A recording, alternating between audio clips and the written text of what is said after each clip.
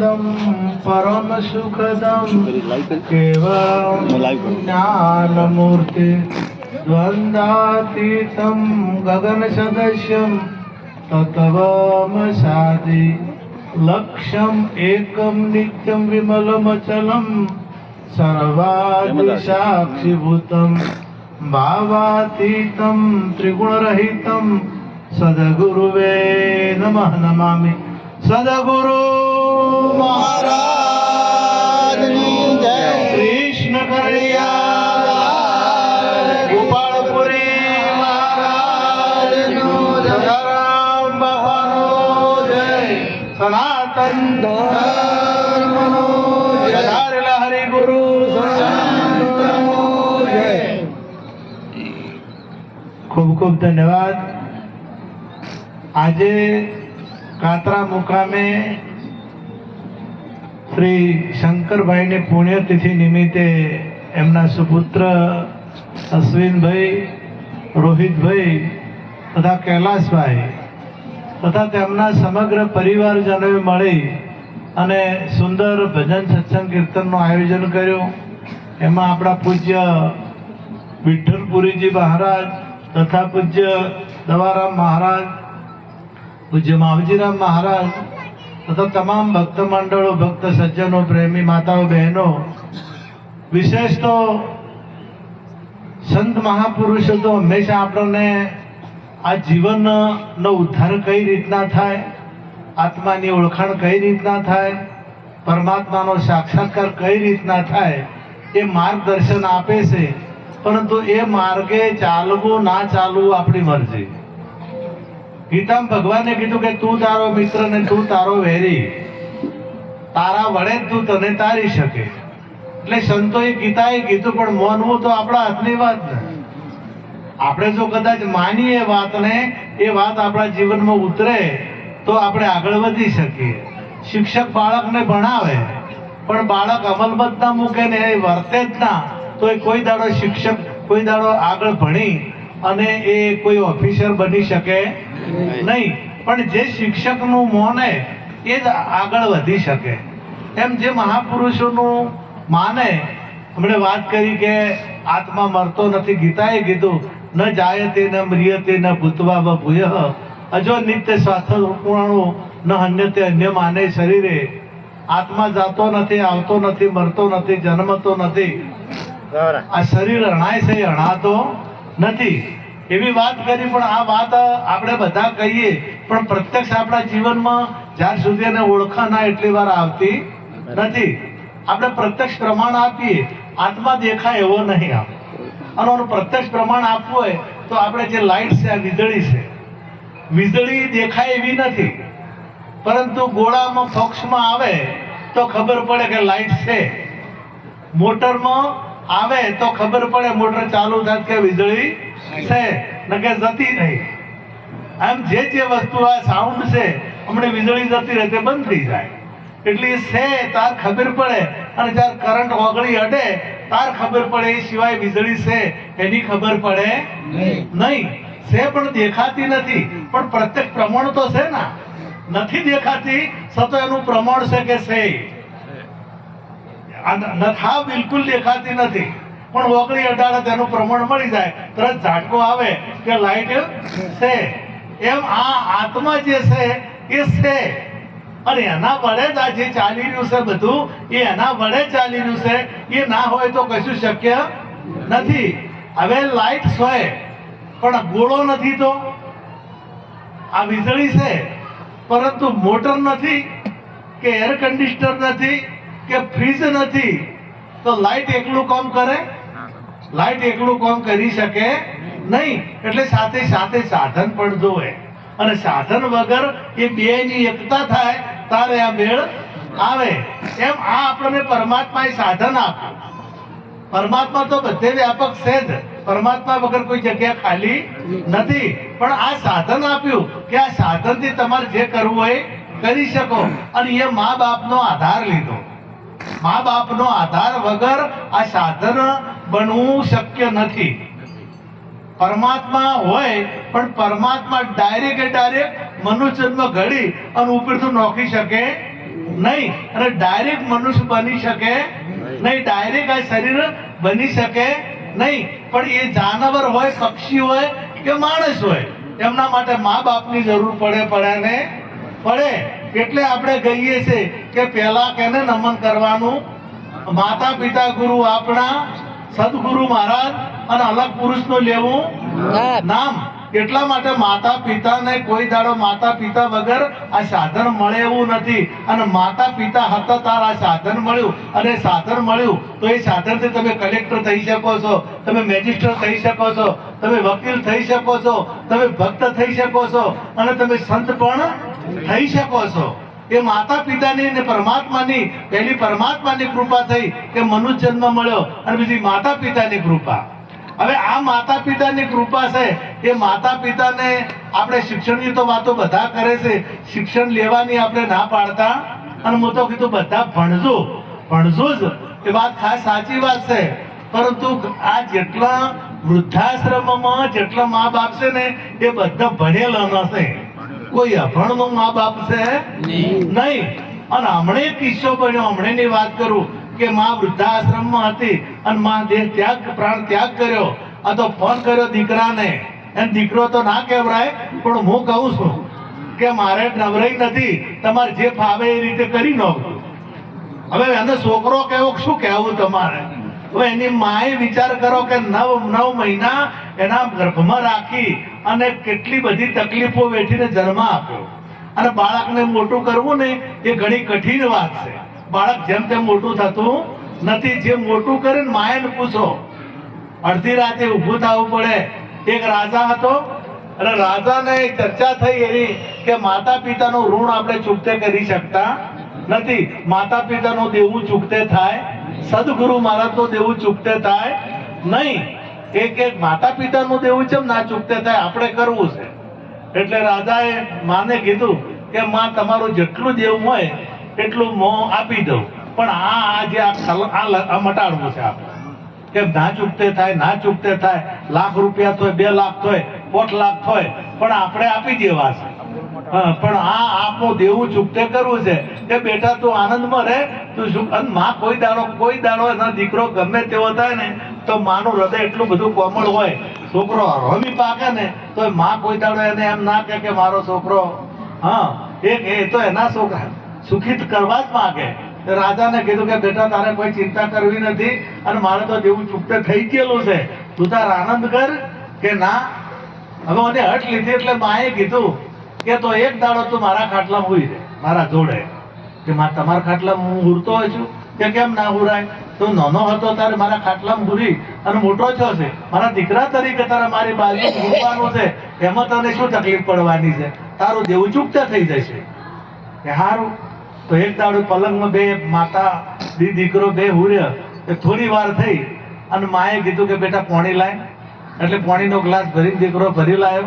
એટલે પાણી પીધું, અને થોડી વાર થઈ અને ફેર પાણી માંગ્યું. હવે 2 વખત માંગ્યું, અને ત્રીજી વખત માંગ્યું, અને પાણી ઢોળાઈ ગયું થોડું. કે ઘણી વાર થઈ તરસે થાથા કરો છો, કેટલી વાર પાણી પાપા કરવું, અને ઢોળી નાખો છો, ખાટલો બગાડ્યો. હવે હુરવું ચમ બેટા તું 10 વખત ઝાડો કરતો, ઝાડો તો એમ ઊભી થઈને ધોતી, અને અસલ નવો રૂમાલ લઈ અને હારા કપડા પહેરાઈ અને તને ઉઘાડતી તો હું કંટાળતી ના. અને તું એક દાડામાં આ 3 વખત પાણી તાર પાસે માંગ્યું છે, તો તું તરત કંટાળી ગયો છે. તું જેટલા વખત પાણી માંગતો એ તને ખબર નથી, અને તું એક વખતમાં કંટાળી ગયો. દીકરાને સમજાઈ ગયું કે ખરેખર માનું ઋણ ચૂકતે થાય એવું ને. પગમ પડી ગયો અને માફી માંગી કે ખરેખર માતાનું ઋણ ચૂકતે થાય એવું નથી. એટલે માતા પિતાને હું તો ગમે એટલા ભણજો, પણ માતા પિતાને કોઈ દાડો દુખી કરશો નહીં. અને જો માતા પિતાને દુખી કર્યા તો પછી કોઈ દાડો એ સુખ ભાળી શકશે નહીં. આ આત્મા આપણે બધા વાતો આત્માને ઓળખ્યા વગર લખ 84 મળતો નથી. પણ પહેલો મુદ્દો આવ્યો હશે તો તમે બધું કરી શકશો. પહેલો જો મુદ્દો મા બાપની સેવા નહીં હોય, અને ડાયરેક્ટ જો તમે માતા પિતા રખડતા હોય છે, અને બધાને ખબર છે કે અત્યારે ચૈત્ર મહિનામાં તો મેળો ભરાય એટલે લોકોની લાઈન લાગશે, અંબાજી બાજુ લાઈન લાગશે, બહુચરાજી બાજુ લાઈન લાગશે, પણ ઘેર ચમચમ છે એ જોવું પડે. ઘેર જો બરાબર નથી, માતા જો આપણાથી રાજી નથી, આ તો પેલો ને ખબર છે કે અરે ઠગવા આવે છે, નહીં ખબર એને ખબર જ છે ઠગવા આવે છે. એટલે સદગુરુ મહારાજના જે સંસ્કારો અને શિક્ષણ બે હશે તો કોઈ દાડો એ આખા, અને જો જે ઘણા પડી ગયા ને અને જન્મ સંસ્કારો નથી ને એને બધાની કમ્ફર્ટ કરી હું વારંવાર કહું છું. કમ્ફર્ટ કોણ કરે છે જયંતિભાઈ? આ ભણેલા કરે કે ભણ? તમે કોઈ દાડો બેંક ખાઈ ગયા છો? આ હોય ગોમડા વાળા અને તારો જો બધા રોડ ખાઈ ગયા હોય, ડોમર ખાઈ ગયા હોય, જો ઘાસ ખાઈ ગયા હોય, આમાં બનાસકાંઠામાં પેપરમાં આવ્યું કે સંડાસ ખાઈ ગયા છે. હવે આ કોણ કરે છે? બધા ભણેલા કે કેમ કે સંસ્કારો નથી, અને જેને સંસ્કારો હોય એ કોઈ દાડો અવળું પગલું ભરે નહીં. એટલે સંત મહાપુરુષો હંમેશા સંસ્કારો આપતા હોય છે.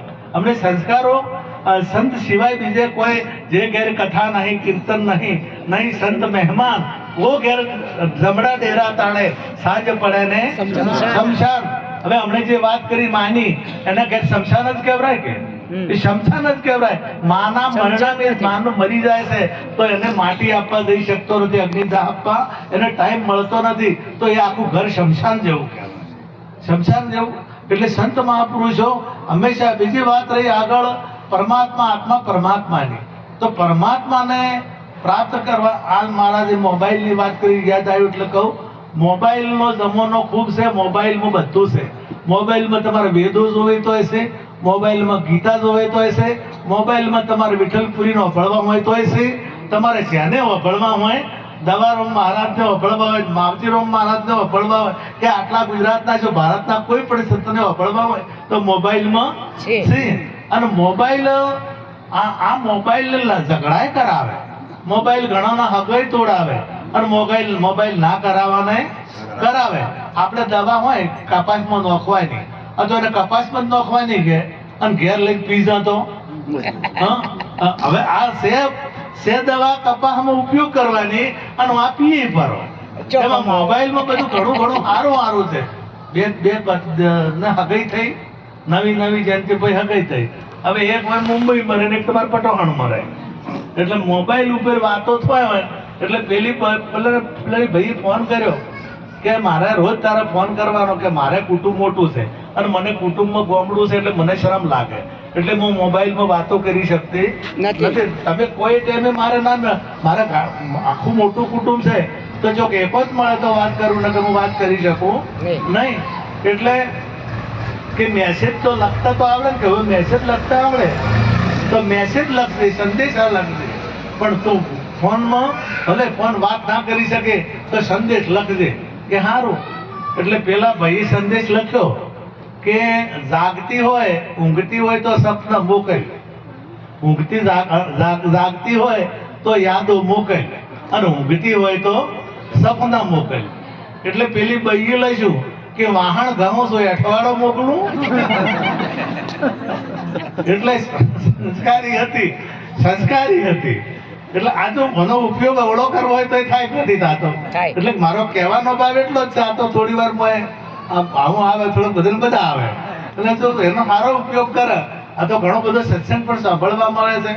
આ આપણા જે મહાન પરીક્ષિત રાજા થઈ ગયા, પરીક્ષિત, અને પરીક્ષિત થોડું અવળું કોમ થયું એનાથી, અને આપણે અવળું કોમ કરે તો ભોગવવું પડે ને ભોગવવું પડે. એ સમીક ઋષિ તપમાં હતા, અને એ જો ઘોડો લઈ ગયા તો આવકાર ના મળ્યો તો રીત સડી હોય, આવકાર ના મળ્યો એટલે રીત સડી. રીત એટલે મરેલો નાગ પડ્યો તો એ ગળામાં નોખી દીધો, અને સીધો એમના પુત્રએ જોયું કે આ કોણે આવું કર્યું, ખબર પડી કે પરીક્ષિતે કર્યું. એટલે પરીક્ષિતને તરત જ શ્રાપ આપી દીધો કે તને 7 દિવસમાં તક્ષક નાગ ગળશે, 7 દિવસમાં તક્ષક નાગ ગળશે. હવે હું એને ચિંતા પેટી આપણને ડોક્ટર એમ કે તમને કેન્સર થયું છે તો પછી આપણને ઊંઘ આવે? હા, આપણને કદાચ અઠવાડિયું કહું કે તમે રહેવાના નથી તો આપણને પછી ચેન પડે? અરે અડધું ખાવા ના ભાવે, ઊંઘ ના આવે, ચેન પડે ના, કોઈને મળવું ગમે ના, એટલે ચેન નથી પડતું હોય ને કે હવે કરવું શું. અને હવે આપણને મોત તો હાથ દાડામાં જ આવે, તમામ ને મોત હાથ દાડામાં જ આવે. વાર કેટલા છે? હાથ છે, અને તો હાથમાં દાડે જ આવે છે ને. દરેક ને તક્ષક નાગ બધાની પાછળ તક્ષક પડેલો છે. તક્ષક એટલે કાળ, અને કાળ દરેક ની પાછળ પડેલો છે. એ દરેક ને ડહે ડહે ને દસ દેજ, એટલે કોઈ એવું બાકાત નથી વિશ્વમાં, કોઈ એવું શરીર જે બન્યું છે એ શરીરને તક્ષક પડેલો છે પાછળ. હવે ઓમાંથી બચવા શું કરવું પડે? તો કોઈની ઉપાય બતાવ્યા કે કઈ તપ કરવા જો તો મેળ આવશે, કોઈ વળી કે વ્રત કરો તો મેળ આવશે, કોઈએ કીધું કે ના તમે તીર્થે તીર્થે ફરવા જો તો કદાચ આ તક્ષક કરશે નહીં. પણ કોઈ મહાપુરુષે કીધું કે આ બધું કરવાથી આ મેળ આવશે નહીં. આ બધું તું તીર્થ કરે તોય મેળ નહીં આવે. હા, તું કદાચ તપ કરે તોય મેળ આવશે. તમારા દીકરાને ડોક્ટર ભણાવવો છે અને કદાચ એક પગે ઉભો રહે અને 12 વર્ષ સુધી તપ કરે, ડોક્ટર બને? હા, તપ કરવું પડે, પણ પેલું તપ નહીં, ભણવામાં જે મહેનત કરે એને કહેવાય તપ. એટલે તપ કઈ જગ્યાએ તપનો આપણને અર્થ નહીં સમજાતો. તપનો અર્થ સમજાતો કે જંગલમાં જઈને બેસી જાઉં એને તપ સમજાશે, એને તપ કહેવાય નહીં. પણ તમે ઘઉં વાયા છે ને તે 3-4 મહિના તમે પાણી પાવો ને ખાતર નાખો, એ તપ કહેવાય, એનું ફળ મળે.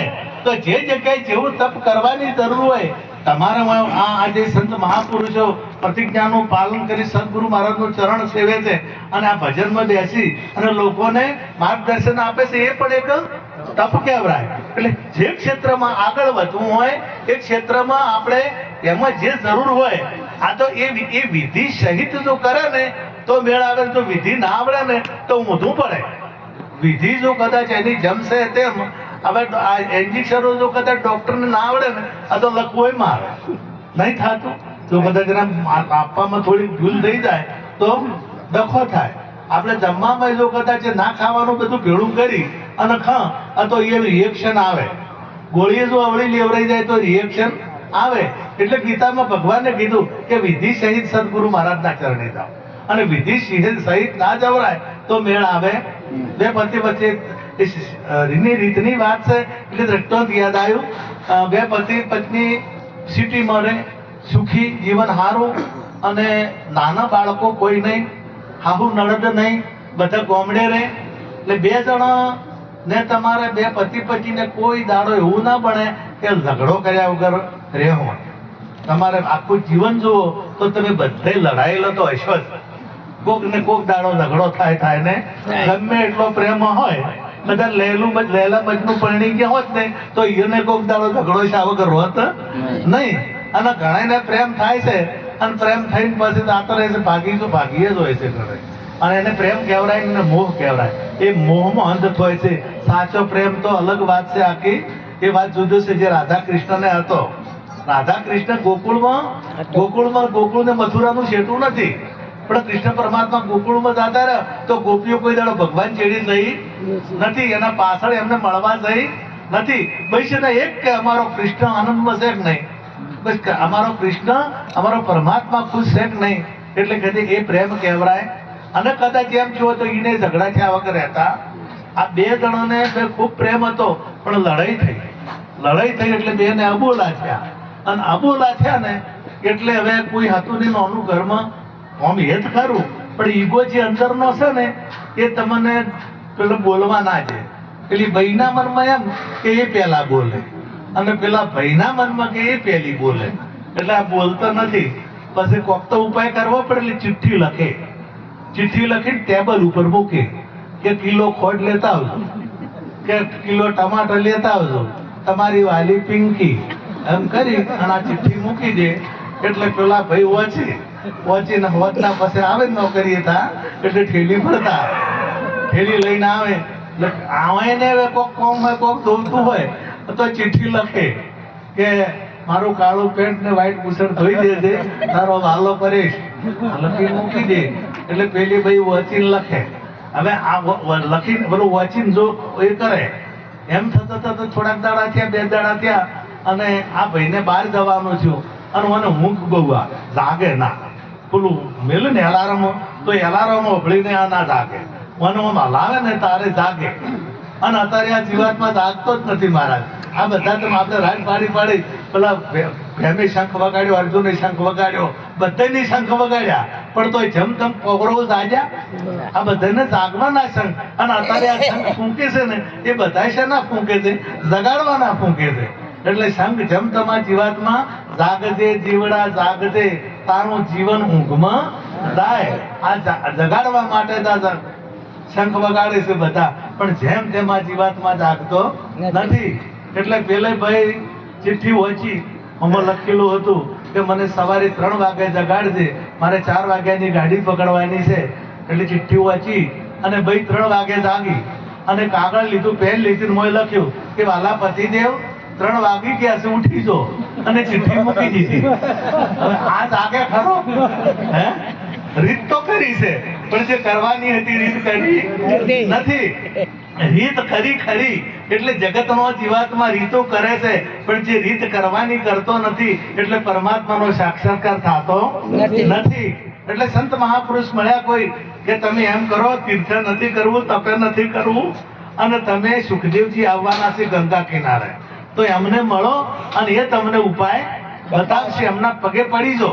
એટલે પરીક્ષિત એમના પગે પડી જાય, સુખદેવજીને મળ્યા અને સુખદેવજીને પગે પડી જાય કીધું કે મને 7 દિવસમાં તક્ષક કાઢવાનો છે, એટલે તમે મને એવો ઉપાય બતાવો કે મને તક્ષક કરડી શકે નહીં.